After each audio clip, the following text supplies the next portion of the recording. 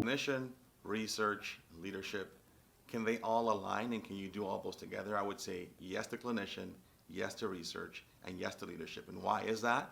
I'd say, first of all, as a clinician who is busy, you see problems every day.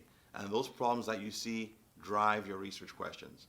And then when you start doing research questions, even if it's a simple chart review of your practice, you start to get answers. But then when you get those answers, you want to implement solutions to the question you had in research, and that involves being a leader in your organization, whether it's a hospital, university, or committee. And so being that clinician that's active helps fuel your research, and your research ideas and questions eventually fuels your leadership journey. So they are not mutually exclusive, and they actually flow into each other continuously. And I think all clinicians should be leaders at some point in their careers. Now, it's interesting that some of the skills that we have in clinical work can actually help in academia and specifically leadership. When you think about it, if you're a surgeon and you encounter a bleeder, first is you get local control, you ask for help, you identify the issue from a systems perspective, and you try and get to a deeper solution.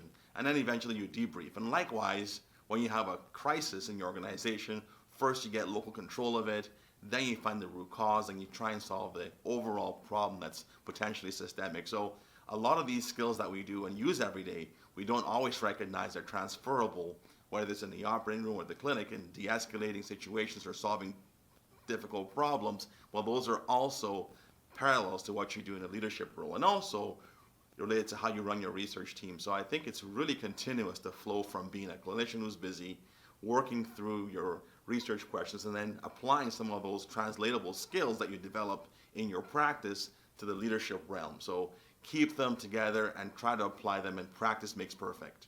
So let's say, for example, in orthopedics, you fix a fracture, it looks good for a couple of weeks, and then subsequently the fracture either starts to malunite or you start to get complications such as an infection. So first thing is, you want to sit down with the patient and have a conversation that you've identified a challenge or problem.